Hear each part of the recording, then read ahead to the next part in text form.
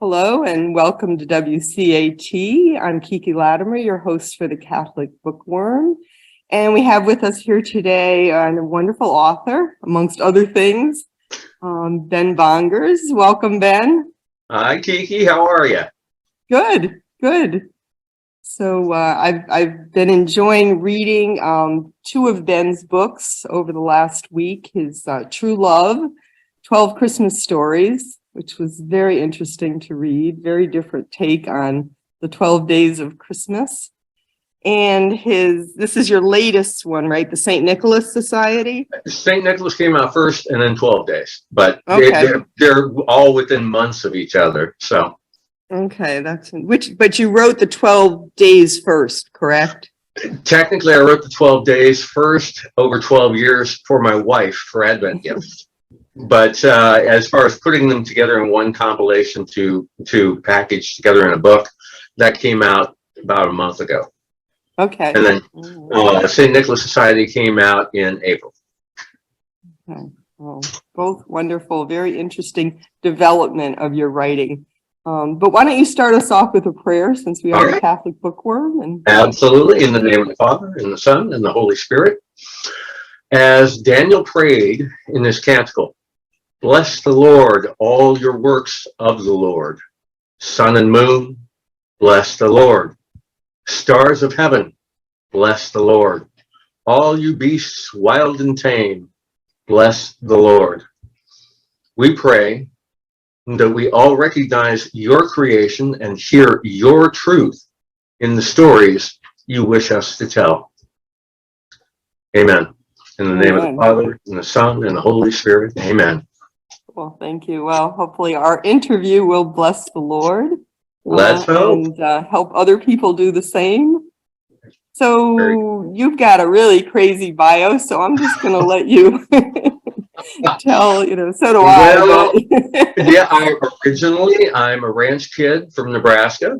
I'm an only child, so needless to say, you have a lot of time on your hands, so you create your own worlds. I was never told that I can't do something. It was always, well, give it a try. So I gave everything a try. I was a teacher for a time at a Catholic school, K through 12. I sang opera professionally around the world for a little over 35 years.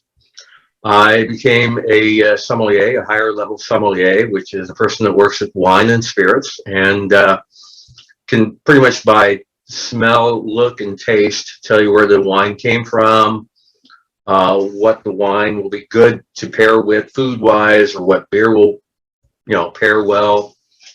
Can you turn water into wine? Only if there was like wine in the bottom of the glass to begin with. And you pour it, stirs it up. No, I wish I could, but no, I wish I could. You just have to plant a vineyard and water it. It works. That is the only other way. There's got to be that mediator called a plant.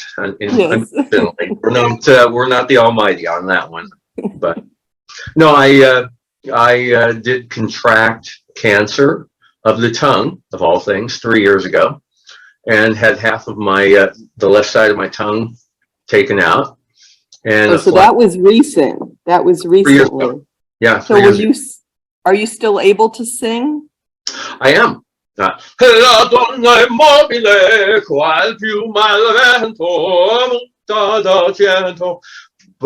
I don't do full operas anymore, only because the flap that's in there is actually my left wrist. This area of the left wrist.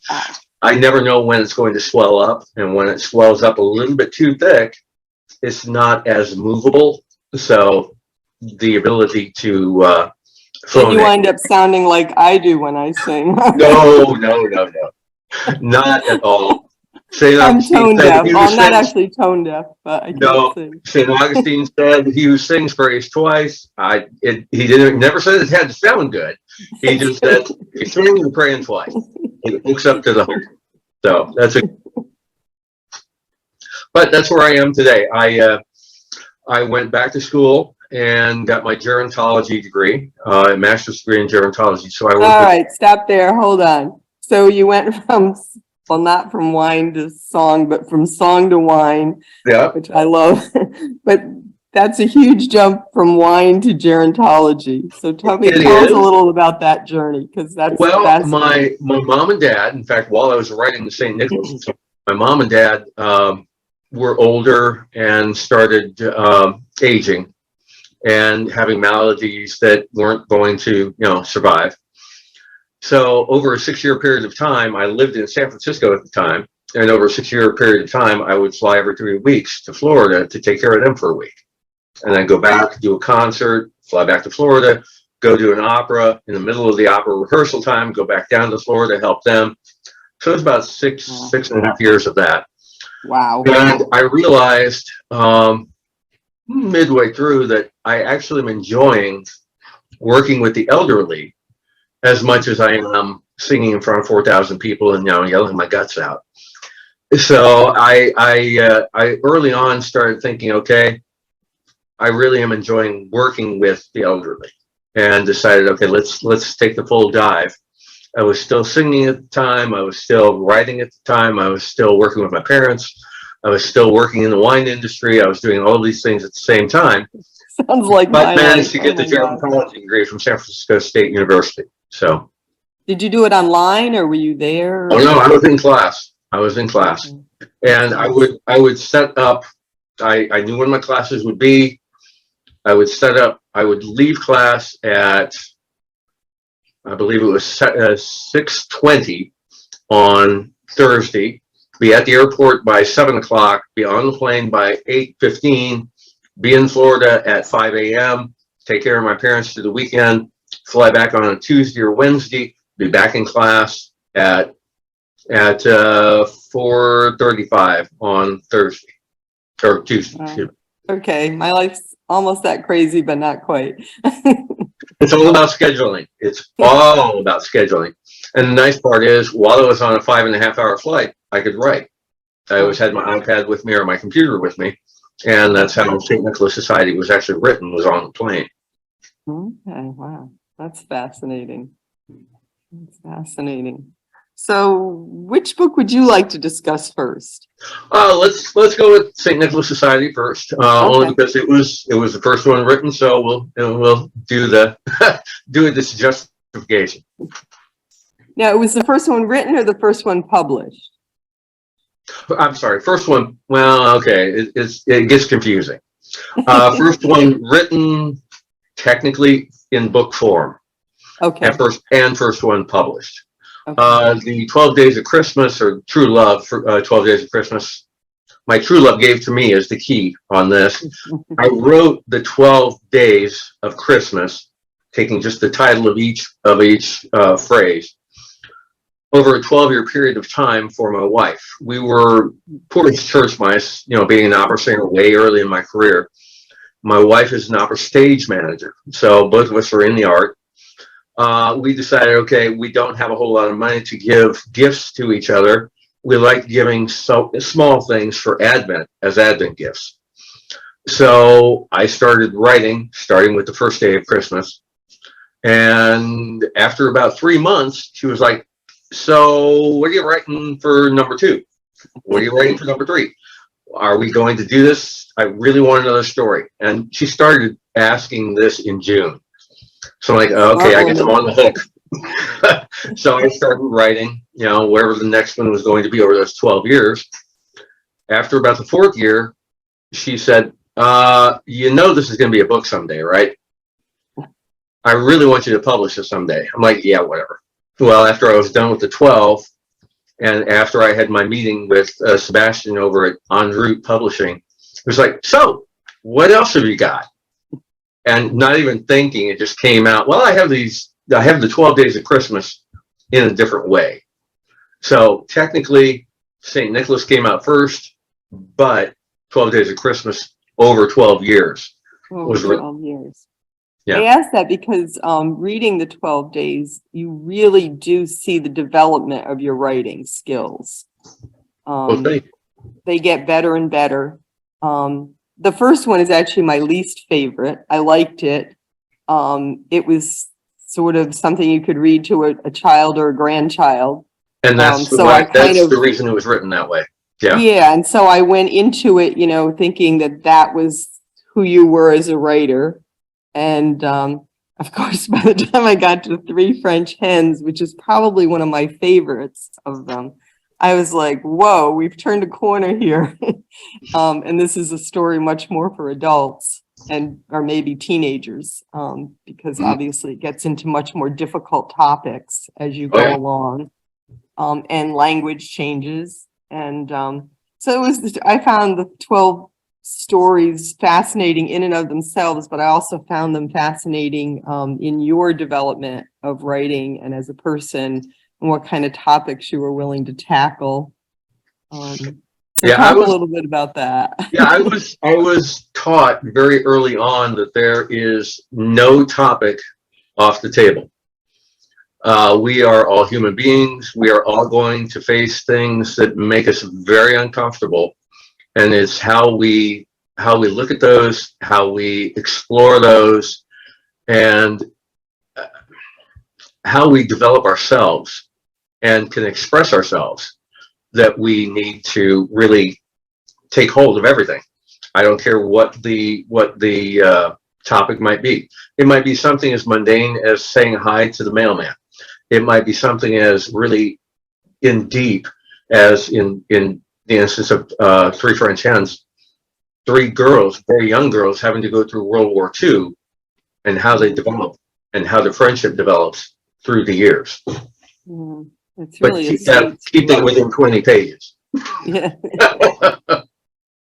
So it's interesting because you do deal with a lot of topics in both books, where I got the impression at first, and maybe you want to talk about it, that you struggled with what we'd consider inappropriate language where it's appropriate.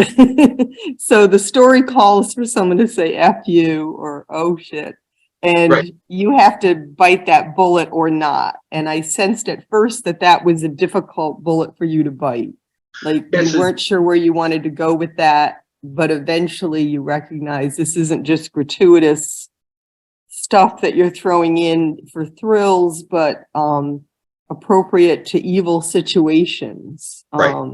And appropriate to a particular character who may be in a bar, where they wouldn't be going, oh, poop. Right, exactly. So tell me about that transition for you as a writer, because I definitely saw it in there. Oh, yeah. And there were moments where I could feel your struggle as a writer, like, oh, no, he's not going there yet, If you're going to use the F-bomb, if you're going to use oh shit, if you're going to use any of those terms, it has to be done. Well, it can't be overly done, because if you overdo it, it loses its actual impact later on when it becomes very necessary to express yourself.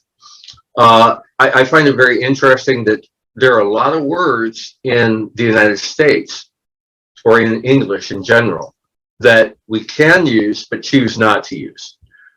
When I lived in Germany, no word was off the table at any time. On TV, in movies, in church, in general relationships. If that's the way you feel, that's what you express, period. Interesting. We have that Puritan background here. Exactly right. And it's really funny because in Germany, I constantly heard, oh, you Americans, you're so puritanical. You think so pure all the time, even though you're not. Right. Yeah.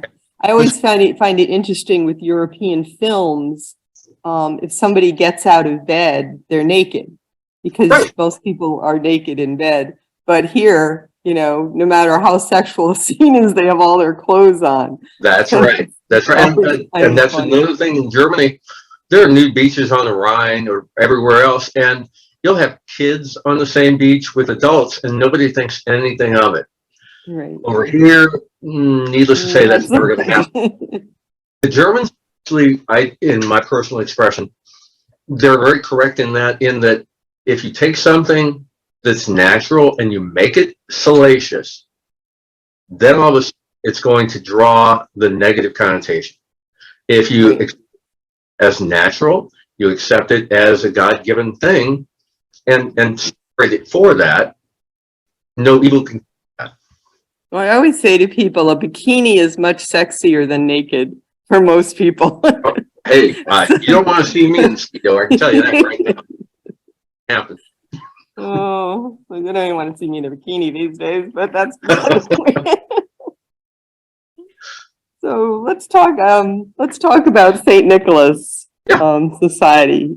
You've got two different stories going on. One is a novel and one is a historical novel.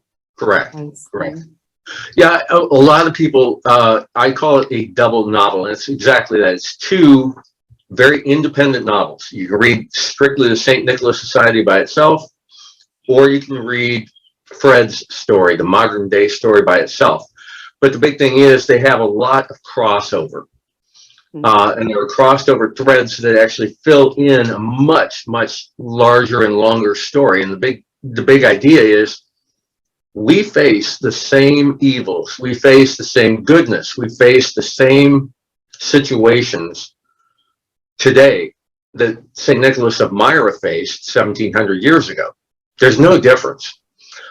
Again, take it back even farther, it could have been Mr. Ugg facing the dinosaur. He still had, demons and evil things facing him that we have today.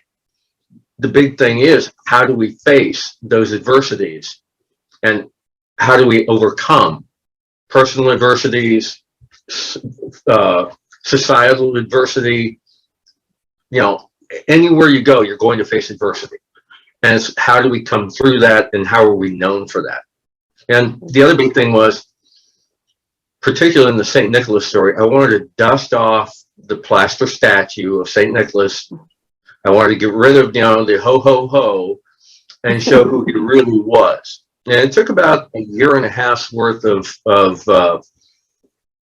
really in-depth research. In fact, Saint Nikolas of Myra, which is in Turkey, is now actually buried in Bari, Italy. His remains were taken over when the Saracen and when the Muslim Islam was coming into that area. They were afraid that he would be desecrated, so they actually took his remains to Bari, Italy, and created a new we're talking now 800 years ago, a new cathedral there for him with his remains. And the big thing about Saint Nicholas that people don't realize is he spent time in prison, in Roman prison. Yeah, I didn't know that. That was interesting. I was reading that this morning. This is back in 1994, they actually opened his sarcophagus to revitalize the sarcophagus. In the sarcophagus, of course, are his bones, his skull, all of his remains. Any reindeer? No, those are on the outside. The whole thing is no.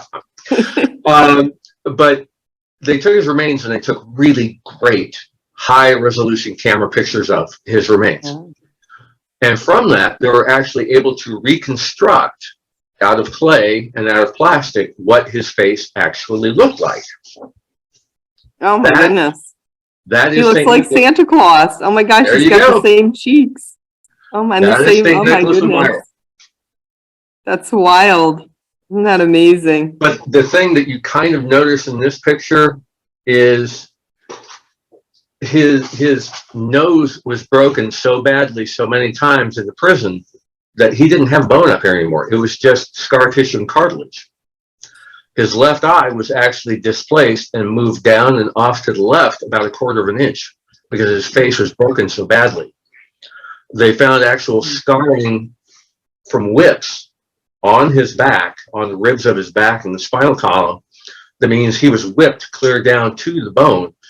And they think that he had a pad of scar tissue on his back, at least 1/2 to full inch thick. So he didn't really feel his back. Yeah, welcome to Christianity and defending the faith, right? And that's the whole key. A lot of times when you see him in fact, you'll see his icon back here. You'll see a lot of times they'll do the blessing with the hand like this, but you'll notice his fingers are almost always crooked. The reason being, his fingers were broken so many times he couldn't straighten them forward. At least that's the story that I got from the from the Dominican priest that was in charge of his remains in Bari, Italy. So from there, One of the questions, yeah, go ahead. my husband, one of his questions was, well, how much do we know about Saint Nicholas? So where did you go for information? Oh, well, I went right to the source. I went to a Dominican priest who was in charge of his remains in Bari, Italy, and created a back and forth on email with him. And he sent me quite a few photographs and translations of things of Saint Nicholas and about Saint Nicholas from his day. Wow. Then I went through and I researched a lot of the people that were at the Nicene Council, where he actually went to with Constantine, First Council in Nicaea. Found out through a lot of the writings of the day that Nicholas actually was a confidant of Constantine. In fact, so much so that the Constantine actually set up, and people don't seem to realize this, he set up the first social security system. And what he did was he would send large sums of money to certain trusted people. These trusted people would give money to the poor, the sick, the widows, so on and so forth. Nicholas was one of these people that was the overseer of these funds that would go out to the poor, the sick, the widowed, so on and so forth. So he was not only a defender of the faith, but he was also, by Constantine, deemed willing to hand out money of Rome to people who were in need. Well, your story, you really bring it to life for us. Your writing, I just realized, reminded me this morning a little bit of Taylor Caldwell. I don't know if you're familiar with her. I am. She's Pure and Glorious Physician. She really, really brings, the saints' lives in a lot of detail. And so you do have a lot of detail that brings the time period to life, the clothing, the atmosphere of the day. I appreciate that. It took a lot of research. Yeah. I appreciate that. I appreciate that. Let's see. Just looking here. So one of the things you mentioned is that these stories are important to us now because things haven't changed that much. And a lot of people would say, well, of course they've changed a lot. What do you mean by that when you say they haven't changed that much? Well, if you look back historically, saints are not born.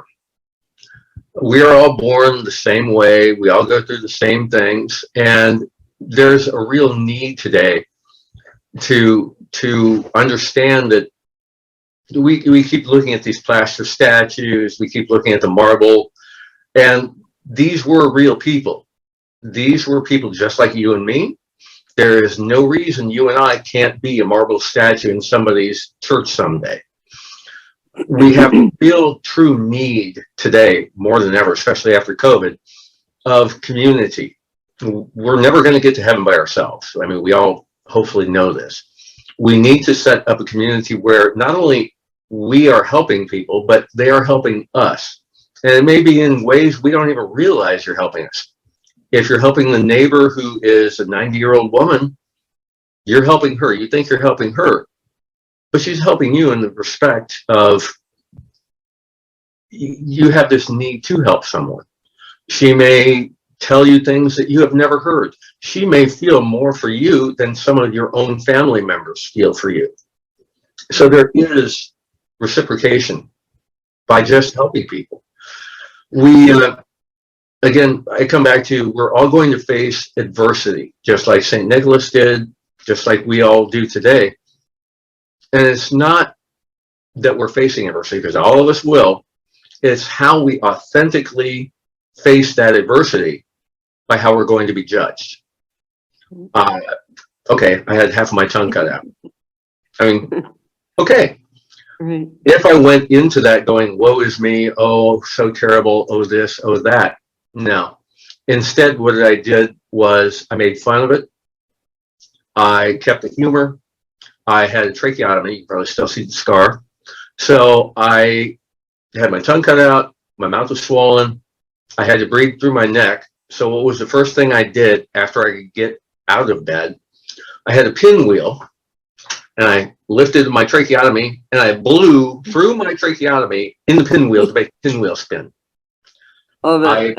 I actually had a little hand piano that was air operated. Normally, you hold it up to your mouth. I took a piece of rubber and I put it between, and I was playing this with my throat. Love Those it. kinds of things. It's Humor is amazing for getting through adversity. Exactly. And hopefully in Saint Nikolas of Myra, you see some of that humor in very serious situations. This is how many people have lived through adversity their entire lives, by using humor. But it's mainly, how do we face this adversity, and how do we authentically, not just, oh, yes, I'm so holy, I made it through. No, authentically, can you make it through this with true spirit in a really good and healthy way? There's a wonderful painting by Grunewald. I don't know if you're familiar with the Temptation of Saint Anthony in the Desert. Yes. And I teach a course, or I have in the past, called Silence and Solitude. And I say in the course that I think I hold up sort of a blank piece of paper. And I say, a lot of people think that silence looks like a blank piece of paper. But I said, actually, this is the picture of silence. And I show the Temptation of Saint Anthony, and it's Saint Anthony. He's sort of fallen onto his back, and he's being attacked by demons and wild animals and lustful women, and everything's attacking him. And he's rolled backwards, but the important thing is that he's laughing. Right. He's laughing. Right. And that's the real picture of silence, of inner silence and solitude, is to be in the world, in the chaos, in the hurricane, but you have that center of silence and holy laughter. That's so important. That's brilliant. That's exactly it. That's it in a nutshell.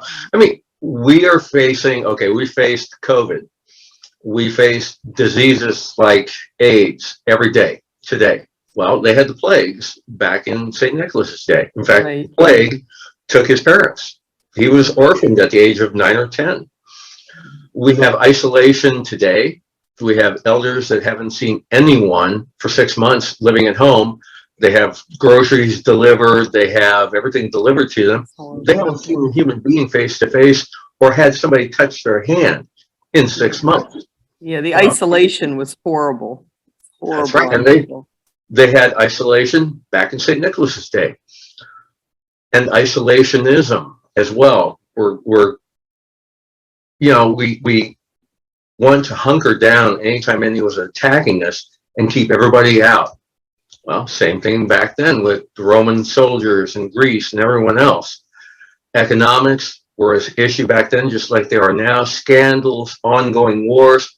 We are living exactly the same life St. Nicholas did, but we now have computers to broadcast that worldwide. That's so you're telling me human nature hasn't changed, huh? That's right. So a few minutes ago, you said something that I want to go back to, and that was, you said, I hope everyone knows, but I don't think they do. So that's why we're going back to it, that we need community to move forward, to attain sanctity, to help one another. We live in this very, we talked about Puritan, we have this Protestant work ethic that surrounds us, that you pull yourself up by your own bootstraps. You do it yourself. Right. You don't do it by the grace of God, and you certainly don't do it with the help of your friends or your family. You do it on your own. So talk to us a little bit more about that, because I think a lot of people watching this, even though they're Catholic, but they may not be Catholic, have a sense of that I have to do it myself. I have to find my inner strength, work on my inner child, do it on my own. And go with God. That's great. Especially, there's a sense, I just was at a conference last weekend on assisted suicide, where the idea is we don't want to be a burden to other people. And I was the one who stood up and said, I want to be a burden. I tell that to my children and grandchildren. I want to be a burden because my being a burden will help them attain sanctity, will help them become better persons. Right now, my family, which is not an elderly, mentally ill, blind 80-year-old woman. We're taking care of her, and she lives at my daughter's house with the 9-year-old, a 14-year-old, and a 16-year-old sons. And she's a burden. And I have seen these 3 teenagers rise to the occasion and become entirely different people than they were when she moved in 6 months ago. Mm-hmm. It's been beautiful to watch the transformation really of our whole family having to pitch in to help Carolyn. And That's right. So talk about that a little bit. You actually, you just said it all. You really did. I was raised in a ranch or farmer community in Nebraska. My great grandfather lived with my grandpa and grandma. We would see them, 3 times, 4 times a week. We were always helping each other. My great grandpa would babysit me. Then my grandparents would babysit me. Meanwhile, my dad would go and help his uncle, who was in an elder care, every weekend.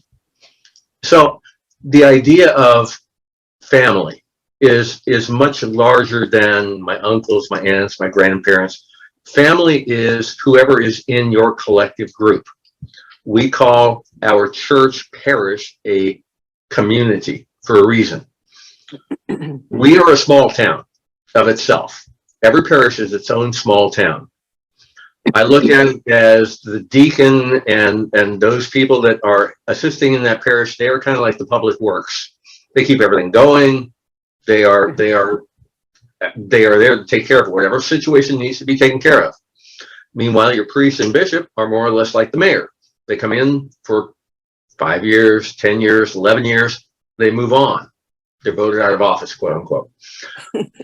But the community itself is there to help each other.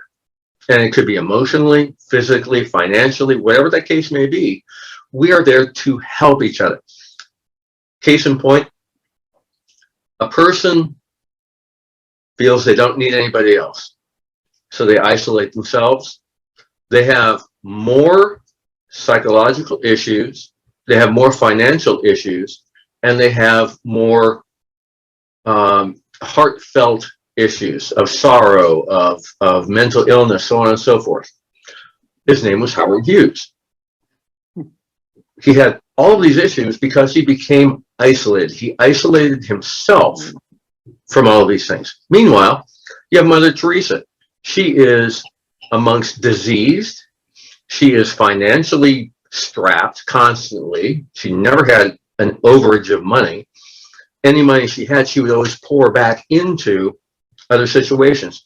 And at her death, they said it was one of the happiest deaths that they had ever seen, simply because all she had around her was family. All she had around her was community. So we spiritual beings cannot live in isolation. We have to be able to talk to other people, feel love and contentment from other people, have back and forth. I don't care. I'm not political, so I don't care if it's right wing, left wing, center wing, up wing, down wing. As long as we have a dialogue, not physical, but a verbal dialogue where we keep an open mind and understand, or try to understand, where the other person is coming from. And you're going to find a lot of that in the Saint Nikolas Society. We have a Chinese woman from China who is Fred's bane of his existence. He is driven crazy by her. But by the end, she really is one of his best friends. We have Connie, who is from Guatemala, who is a domestic servant in one of the rich houses in San Francisco. Again, somewhat isolated from the rest of society in that day and age. But through community, not only of her community of other Hispanic and Spanish-speaking people, but her community with Fred and with Betty, that we realize that it doesn't matter where you're from. You are still in a community that helps each other, listens to each other, and eventually prop each other up when necessary. I'm interested, I haven't finished it, but the relationship of Betty with her children and how, she tried for so long to convince herself that her children were good, but just busy. I dare you to read the entire book and go to the very last chapter and not need a handkerchief at the end.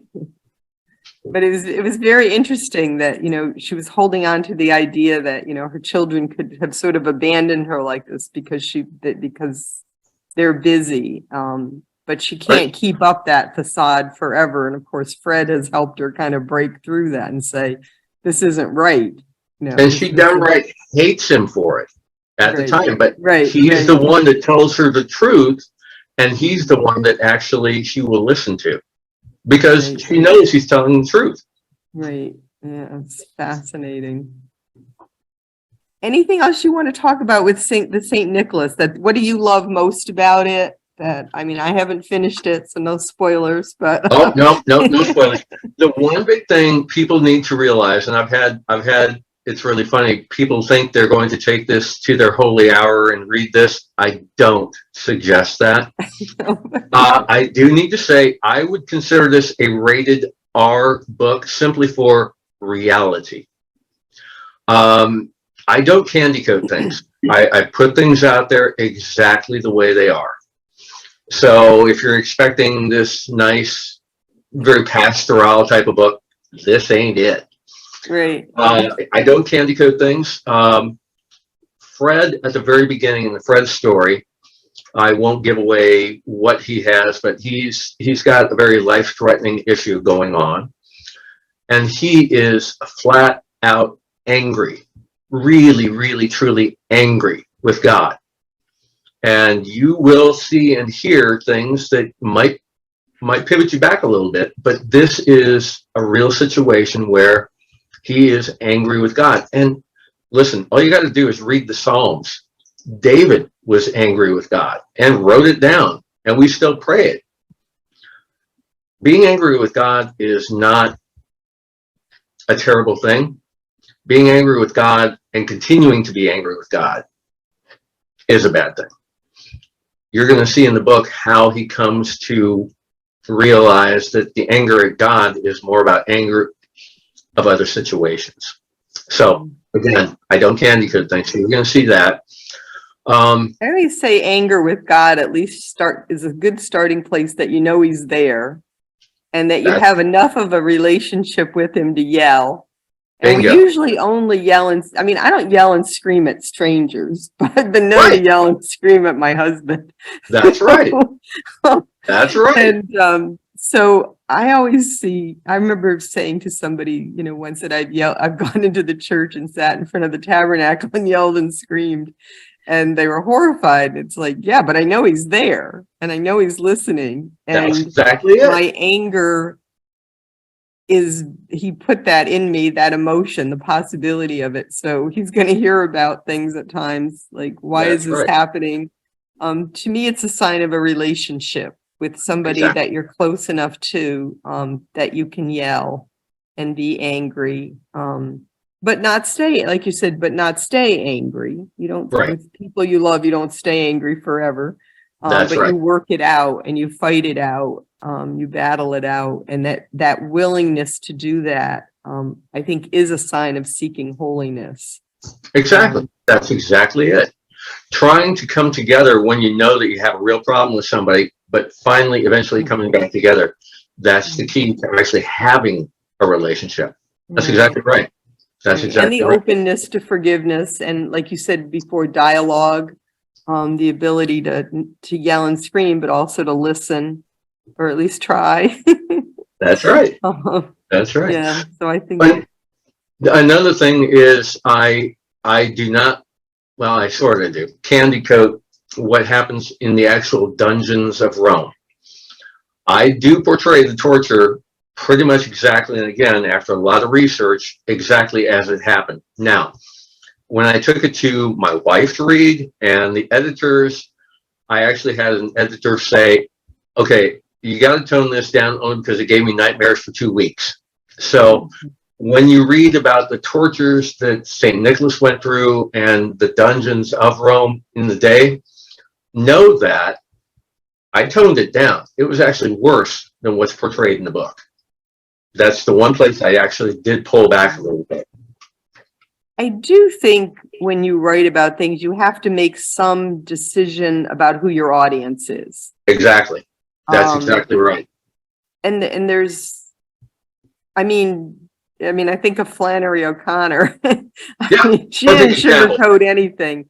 But Perfect at the example. same time, I mean, she was aware of who her audience was, and she could only take like her grisly murder scenes so far. Right. She was That's right. careful to be aware if you go over a certain edge, then you lose your audience. That's right. Even if you're omitting some truths, Yeah, you that's have to right. be careful with that. So that was probably good advice that you got. It was. And I even going back and rereading it too many times, I noticed that, yeah, what I originally wrote was the truth, but sometimes you don't need the entirety of the truth to know what's going on. Right. It's that simple. Another thing. I do think for most people, like, you know, hearing that somebody was beat up physically, you can push that envelope a lot farther than somebody's being beat up sexually. That Correct. just is Correct. just sometimes just way too raw a situation. And also your book is wonderful, and I would like to be able to hand it to a teenager, or at least an older teenager, but not expose them to too much, especially in our society that's got so much graphic, bad stuff sexually everywhere, that they're being hurt by to begin with. Exactly. To be very careful how much of that they're exposed to. There's also a difference. Our sexuality is much more precious than, say, our head or our arm. Right. Exactly. So if somebody cuts my arm off, I mean, as grisly and horrible as it is, it's radically different than if I'm raped. Exactly. Because that's a different part of my being entirely. And That's affects me entirely differently. So I think you can be much more graphic with what I want to call normal violence than you can be with sexual violence, even though you can allude to it, which you do, like in The Three French Hens. I was shocked when that came up, because that was one of your earlier writings. It was like, whoa. Yeah, that was the point. But at the same time, I was like, yeah, this is what was happening there. But you weren't graphic with it. You just alluded to it in The Three French Hens of you know, what was happening in Nazi Germany at the time to the women. So it was, I think that was a good call to keep your audience in mind. I appreciate that. No, the one other thing and the last thing I really want to say about Saint Nicholas Society being rated R is I do show the baseness of certain human beings, people that are outside of God, that don't even consider God's position in the world, but consider themselves above other people. There's one, and then there is a sexual situation in there, and I, again, very carefully pulled back from what could have and was happening. Right. You need to realize that there are human beings out there that are base. And it doesn't matter how much we try, it doesn't matter how much we help, it doesn't matter how much we communicate to them. They're always going to be that way because that is the choice they've made. I would love to say every character at the end of my book is happy and goes off skipping into heaven happily. There are a couple of people that follow their heart right down the line and stay base through the entire thing. And you actually see them stay that way, making that choice all the way at the end of the book. So again, this is not something to take with you to holy hour. I would not suggest that. But it is a book that's going to show you reality of the human condition and how you can and should become a saint. Amen. So going over to the 12 stories, Sure. I was trying, what's your favorite? I fell in love with the French hens. Let's just see here. I've got them all written down. I love the different voices. I want to talk about your different voices. I love the 6 geese a laying. That was the one told from the point of, oh no, 7 swans a swimming. It was told Yeah. from the point of the view of the dog, which I just love the dog. And I love the cygnets. And oh gosh, I started putting hearts on all of them after that. Good. That's good. I loved how you played with that you didn't always have the traditional meaning. I love the 5 golden rings. That was Good. really fun, of those onion rings on a diner. It Yep. was just yeah, lots of different voices. Tell me about what's your favorite one. Do you have a favorite? And then I want to know your wife's favorite one. Well, it's really funny. My favorite changes quite literally from day to day. It depends on what mood I'm in. I really, out of the 12, I have hit, today's my favorite. This is my favorite. It really does shift from day to day. And what's funny is with my writing, I will write things, I will run them by first and foremost through my wife to make sure she likes it or it works for her. And then I send out all of my writing to what I call it, or is called in the industry, a beta test. I'll send it to anywhere from 20 to 50 people typically to get feedback from them, what they like, what they don't like, what this, that, and the other. I will or won't change a story based on that, but at least I get the feedback of what other people think of that particular piece. Out of 45 different people that went through True Love, I came up with the exact same number of, this is my favorite for each and every story. Oh, I love it. Every single one had almost exactly the same number of how many they liked. So it really does strike somebody all the way across the board. So for me, today, my favorite would probably be number 12. But today, this morning, it might be number 12. By tonight, it might be number 4. Yeah, it really does depend. Everything does depend. Interesting. I could almost see the whole book being made into like a film, like little mini films. It was just really wonderful. I don't know if you've ever seen the shorts that the film industry does, the little 5-minute shorts or 10-minute shorts, and I could see these being made into shorts, and then they would just be wonderful. The reason I even wrote these was over a 12-year period of time. I was singing all over the place domestically here in the United States for a while, and Lisa was working as a stage manager for many different companies across the United States. We didn't have a whole lot of money, so it really does harken back to the O. Henry story, the Gift of the Magi. Yep. We don't really have that much, so what can we do to make things for each other for Christmas? Right. And Lisa fell upon the idea of embroidery, so she would embroider me handkerchiefs. This is the first embroidery outline of a cat. Oh. And then we moved on, and I love you. Oh, cute. And then we went to Iceland, so I love you in Icelandic. And I sang in Beijing, so there it is, I love you in Chinese. So these became a traditional gift that I get every year, even from back in the day. That's awesome. And for me, I was like, I do a lot of woodwork and craft work and that type of thing, but I didn't have a shop at the time. We were in an apartment, so it was like, okay, what can I create? And I've always been able to tell stories. I mean, as an opera singer, that's all I do is tell stories from other people's perspective. So I figured, let's try this. So I wrote the first story, and it became a hit with her. And so, like I said, as of June, she was like, okay, what's number 2? What are you going to do for, 2 turtle doves? What's the next story coming? And so it just kind of turned into a thing that we did over a 12-year period of time. How did you find or choose these different voices? Because there's a lot of different voices, in both your books. But in this one, right down to the dog, right yeah. up to the dog, I should say. No, voices are fun. For voices, I really look for what's going to tell the story the best. And for me, well, just like in the canticle of Daniel, sun and moon bless the Lord. Okay, well, that means the sun and the moon must have a voice of some kind, right?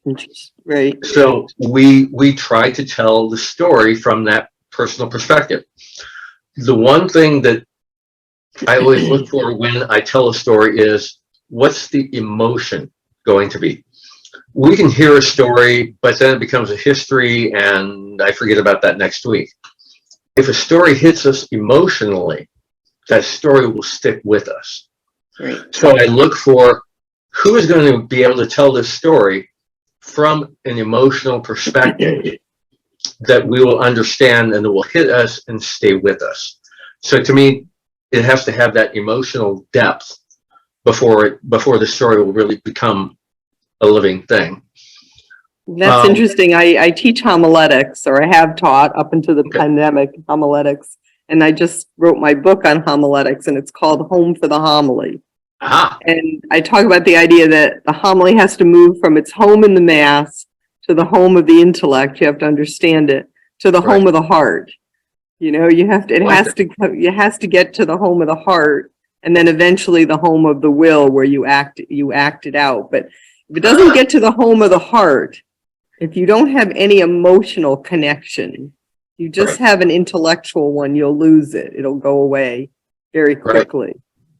No, that's very true. In fact, I'll be probably be hitting you up here pretty soon. I'm actually an aspirant in the diaconate for Kansas City. That's right. So yeah. I'm going into the diaconate, so I'll be calling you here shortly and getting pointers on that. Great. I'd love it. Love it. Have worked with people via Zoom for homiletics. Good. And I've worked with a permanent deacon for the last year here. Very good. Which was really fun because he was not a good homilist, and now he's a quite good homilist. So he was willing to work with me for a year, and I put him through the ringer. But I could do that with you via Zoom. You're on. You're on. I love it. Challenge. I'm good with that.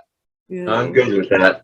But you're already a good storyteller, so you have that sense of one. I call it the one egg homily. That sense of you have one emotion, one plan, one thing that you're zeroing. You're not all over the place. Yeah. So you already have a really good sense of that. Yeah. That's the key. Yeah, that's exactly right. And again, like writing these stories, it's one thing to have a title like Three French Hens. Okay, where do you go with that? So for me, it helps if I have guardrails to write by. You create your own rules, so to speak, of that particular story. Three French Hens and all 12, I also paired up not just with the 12 days of Christmas, but I paired it up with the Boy Scout laws. I was a Boy Scout, Eagle Scout, the whole thing. So each day has its own law. Trustworthy, loyal, helpful, friendly, right on down the line. So trustworthy, loyal, helpful comes in with Three French Hens. So we merge the two together. How can I make these situations helpful? How are they helpful? And then particularly— You mean helpful to your reader? No, the actual word helpful comes into the story by one girl helping the other girl in situations within World War II in France. Even though they were different religions, they had different backgrounds, they had different socioeconomic situations. Right. The girls helped each other lifelong because they were friends. Right. Okay. So those are the two guardrails. We have number one, Three French Hens. Obviously, it had to be in France. How do we deal with the word hen? I'll leave that to the reader for that. Then we have the guardrail of helpful. That has to fall into that story in some way. Helpful has to be in there. And then, particularly with my writing, I like to add one other parameter, and that's how can I tell this story as a parable? So I'll look for different parables to match that with, or I will go ahead and find something from the catechism. How can I highlight that within the story without giving it away, but turn this story itself either into a moral of the story or turn it into a new parable. So that's generally how I write. I try to create these guidelines or these, bumpers on either side and stay within the ditches. Okay, well, you did a great job of it. And the stories, I really want to recommend them to our listeners here. They're wonderful. They are, like we've said, meant for probably what age, 16 and up? With a rating the entire book, PG-13. Yes. The entire book, yes. I mean, there are a couple of F-bombs. I didn't write any F-bombs that I can think of. So for language, yeah, I'd say PG. Situational, definitely PG. So yeah, we're talking PG rating. But quite a few of them are stories that you could read to someone younger and leave certain sentences out as well. Exactly. And that's, I had one of my people in the beta reading is a fourth grade teacher. She actually read the stories to her fourth grade class and just omitted a single sentence or omitted a word. And the kids are wanting to buy the book now. Because they're wonderful stories. Let's say at least 20. There was a book that came out years ago. I'm trying to remember who wrote it, but it had two titles: How to Poop in the Woods and How to in the Woods. Oh yeah. So you might have to put out the two versions of the. It very well may have to happen. That's right. We'll talk to the publisher about that. The teen and younger version and and this one. Oh gosh. So what has your you asked the question, I always have my authors send me a few questions. What has your feedback from readers been? Feedback's been really good. Like I said, the feedback has been interesting on both. I have people from all over the place and all different kinds of walks of life actually taking to heart. Particularly, it's really funny, particularly the Saint Nikolas Society. I've had, of all things, 6 different conversion stories. People have said, I read your book. Man, I was angry at God. I cannot tell you, I didn't think God would want to have anything to do with me after I've lived my life. And I read how Fred actually went into a church and accidentally knelt down one day. And it really struck home with me because I hadn't been in a church in 25 years. For some reason, I just walked into a church one day. And over these types of things, I have several people either coming back to the faith that had dropped out or are starting to look at the faith for the first time. They'd never seen it before. And I guess it was the day before yesterday, I received see if I can find it. I received a note, and I'll omit the names, from a gentleman in prison. And this is really odd because these things don't really typically happen to people. But I did receive this note, and again, I'll omit his name. Dear Mr. Ben, my name is, and I'm doing some time for some really stupid stuff, kind of the same stuff that Fred did in your book. I was high one night. I stole some stuff and burned my ex-wife's car. I've been locked up for 3 years now, and I got 1 more to go. My sister-in-law gave me a copy of the Saint Nikolas Society, and I love this because it's totally misspelled. And it hit me really hard. I mean, really hard. I mean, I didn't think I had anything to look forward to. I mean, I am Fred. I got no one. It's been hard for me to see that I'm actually worth anything to anyone anymore. But now, I see that it's not what we take, but what we give that makes us who we are. I mean, I didn't know all the stuff you wrote about Saint Nicholas. I mean, he really went through it all. But Fred, I mean, wow, he really went through it. And for him to come out on the other side with hope, well, that's the real thing. I read the whole thing through 2 times, and I'm starting the 3rd time. I've started doing quiet things here in the prison for some of the people around me, and it really takes them by surprise. It really makes me feel good. Thank you for writing the book. I just wanted you to know it really meant a lot to me. I hope to meet you someday on the outside. Nice signs Wow. his name. So, well, that's certainly confirmation you're doing God's work. it's things like that that really make you really realize that, yeah, this is something special, and this is something that you've been called to do. That's awesome. That's exciting. That's really exciting. Well, I really wish you well with the book. Christmas is coming. And so Well, I let me show do think the it would. covers really quick then. We have first the Saint Nikolas Society, and it's award-winning already. Beautiful. And then we have True Love, 12 Christmas Stories My True Love Gave to Me. I have a friend who's already asked for a copy of it. I'm going to have you send me a copy. I'll be happy to sign it. Just hit that menu, Ben Bongers -author.com. I'm happy to sign personal copies to whoever wants them. That's fine. Do that. Same thing with the Saint Nikolas Society. Or you can get them through all your typical suspects. You can go through, Amazon or Barnes & Noble or Thrift Books or en route, booksandmedia.com. So Awesome. all the regulars. That's good. Could you hold up the picture of Saint Nicholas again that you have there? Absolutely. No, the picture done of the actual Saint Nicholas. We'll see that. Do you still have that there? Is that the one that was done from his bones? Oh, the picture. Sorry. Oh, yes. Yeah.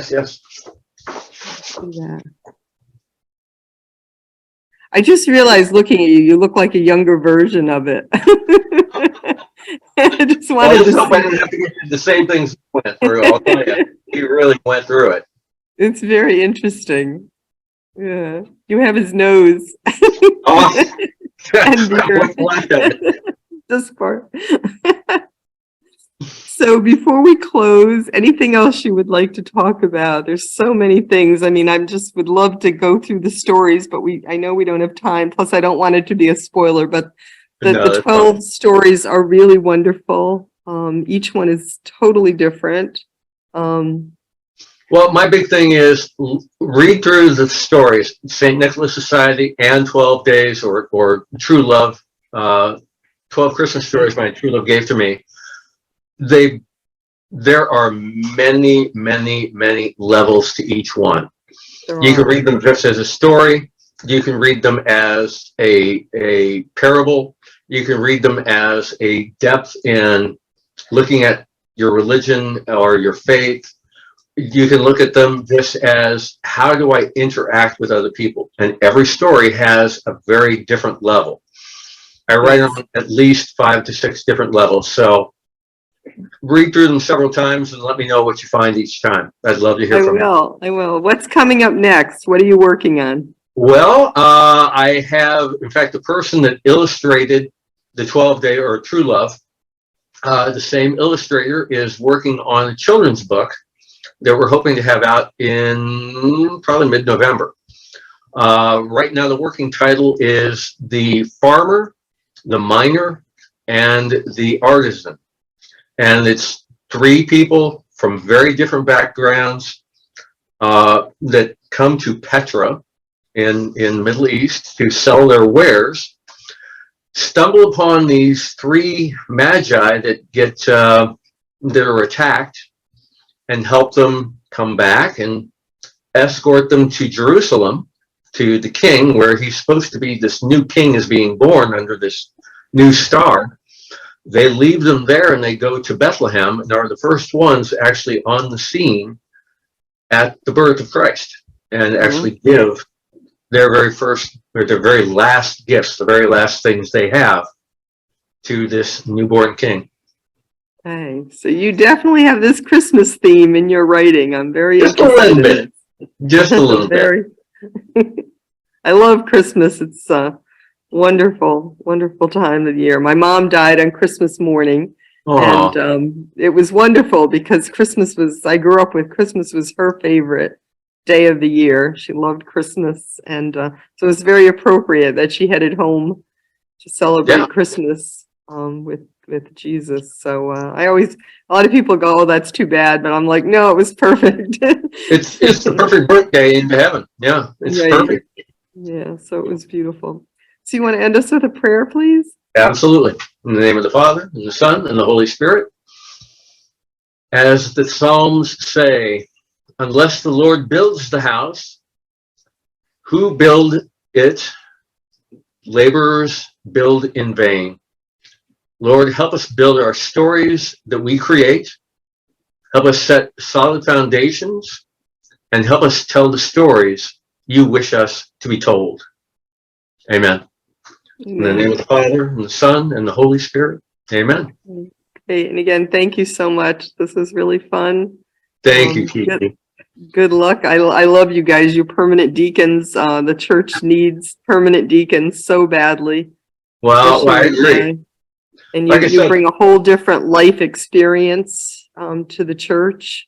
Often my favorite guys at the seminary to work with were the PDs. They were just yeah. great. And like I said, we create that stability within the community itself. We are the public works, so to speak, in that community. Yeah, so stay in touch with me, and Will do. you Will know where do. to find me, and I wish you luck with that. Thank you. Can you end us with a song? Oh my. Sure. Let me think. Just a small piece. How's that? A little one. L'aurora di bianco vestita, che a luce dischiude gran sol, e già con la luce sue dita, carezza di fiori la suol. Mattinata, it's a great old Italian art song. Beautiful, beautiful. Thank you so much. Thank you, Kiki. Have a All right. great day. God bless. And when your other book comes out, get in touch with me. We'll do another fun interview. I'd be happy to. I'd be happy to. All Thanks, right. Kiki. Thank you. All right. Take care. Bye-bye. Take care.